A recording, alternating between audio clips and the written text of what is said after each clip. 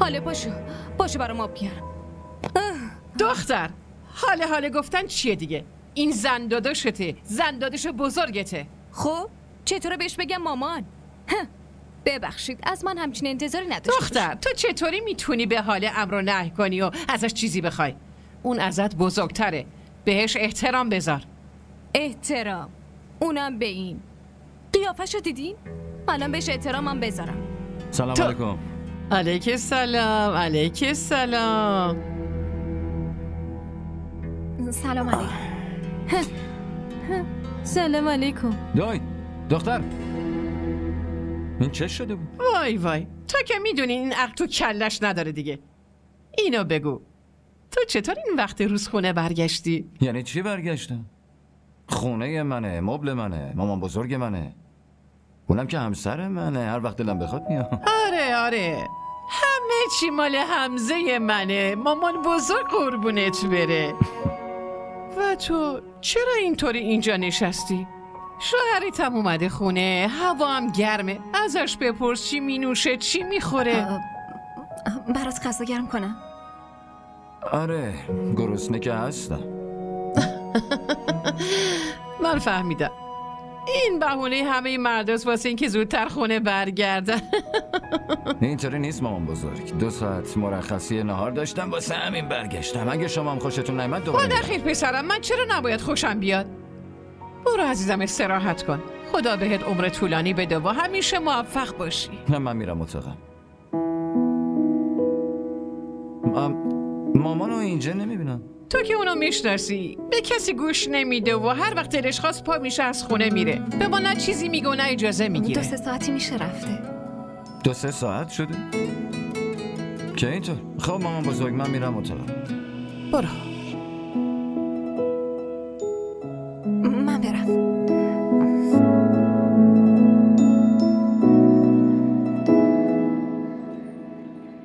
چی شده؟ چرا جلوی مامان بزرگ اونطوری حرف زدی؟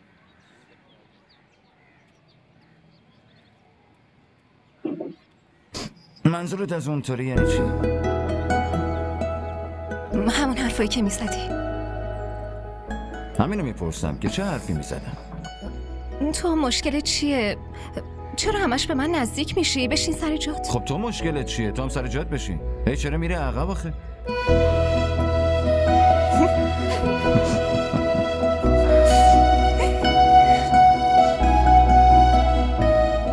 دیشب چت شده بود.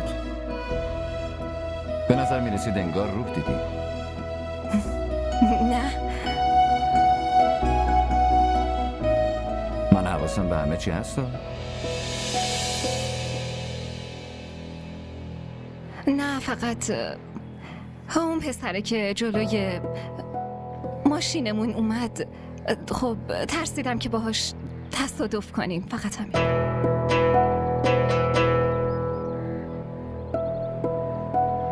خب چی میشد میگه؟ من میمردم؟ نه تو رو تنها میذاشتم آره؟ من به این راحتی ها نمیمیرم دختر. ولش کن. ولش نمیکنم. آخه چرا ول کنم؟ ولش کن قلقلکم میاد.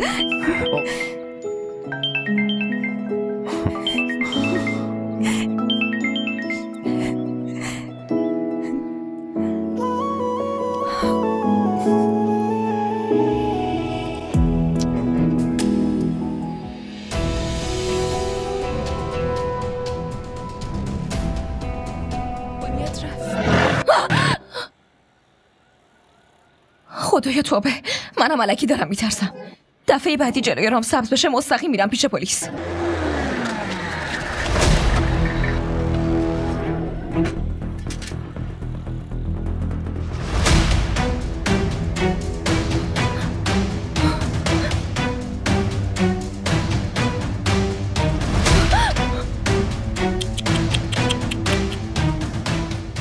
اینجا نه کسی هست و نه کسی میاد. من به سختی تونستم اینجا گیرت بندازم. کمکم کنید، کسی هست؟ مگر نه همینجا زبون تو قطع میکنم. ببینید چی میخوای؟ خیلی چیزا میخواستم، اما الان فقط یه چیز میخوام. کمکم کنی! کمک! کسی نیست! سکت! کمکم کنی! خفه شو! سکت باش! اینقدر وقت رو تلف نکن. یالا ببرش تو ماشین دیگه، الان کسی میاد. بریم نه ولم کن، بهت التماس میکنم، ولم کن، ولم کن، ولم کن! نه ولم کن! کمکم کنی! خواهش میکنم ولم کن! مگه من باید چی کار کردم؟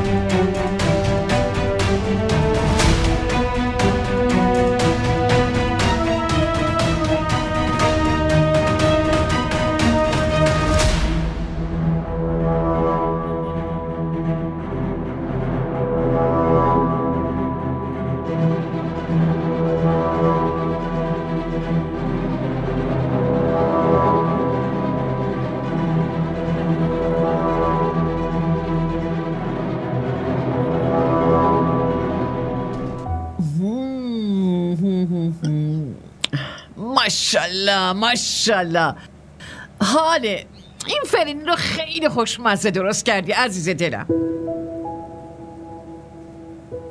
اینجا چه خبره؟ منظورت از چه خبره چیه؟ به سلامتی امروز حال فرنی درست کرده، مسئولیت های خونه داری رو از امروز شروع میکنه. بیا تو هم بخور، حتی بهش پولم هدیه بده. یالا حاله براشون توی ظرف بریز برای هر دوشون.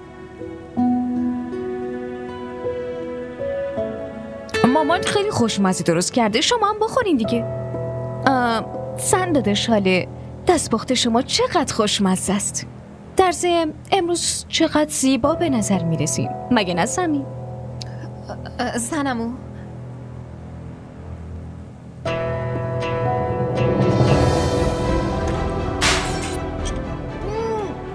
وای خدا داری چی کار میکنی؟ های سوفیا این دخترتو جمع کن، نکنه دیوونه شده. سمی؟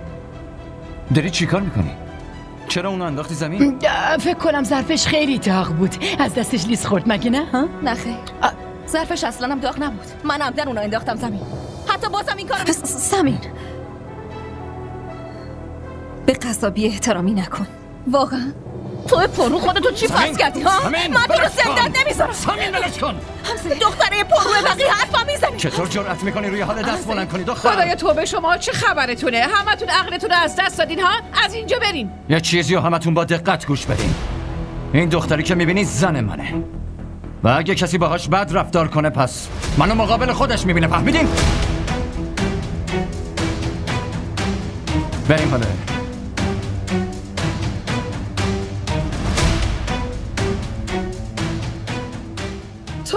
توبه همه مزه شیرین رو از بین برد. تو چرا اینجا وایستادی و داری نگاه میکنی شهناز؟ از اینجا برو، نمیخوام صورت نقص تو ببینم.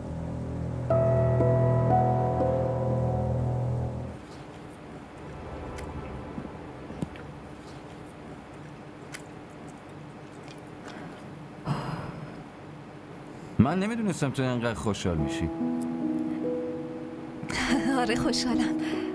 خب وقتی لندن بودم مدرسمون ما رو تفریح می بردن.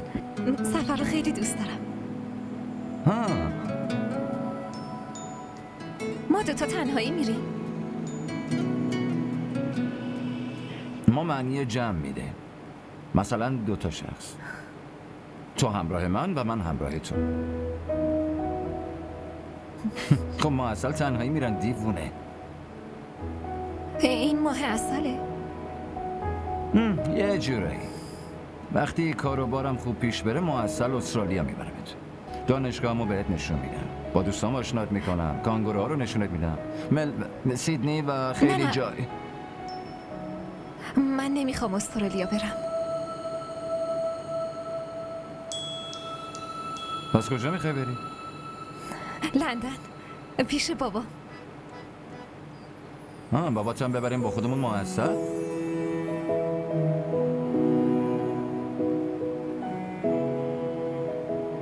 ای خدا این مشکلش چیه؟ در واقع من نمیخوام جایی برم. میدونی چیه؟ برای من خونه تابستونی عالی.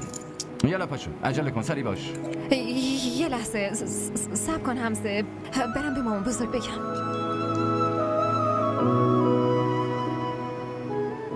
نگو که میخوای مامان بزرگم با خودمون ببریم. خب میخوام ببینمش و بهش بگم که داریم میریم. آره در این مورد حق با توه. به مامان بزرگ میگیم، به خانواده میگیم، حتی به همه محله هم میگیم داریم جهاد میریم. مگه نه؟ جهاد خوبه دیگه.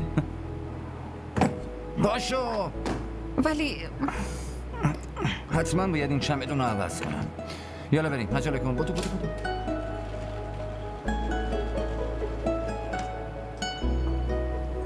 اینو بده به من میگیرمش.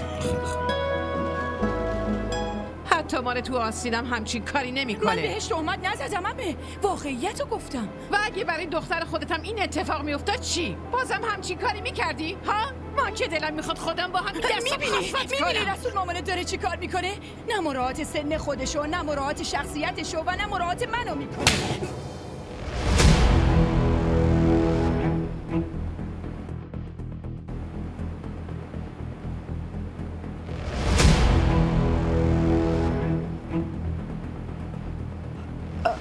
میگه میخواد منو بکشه.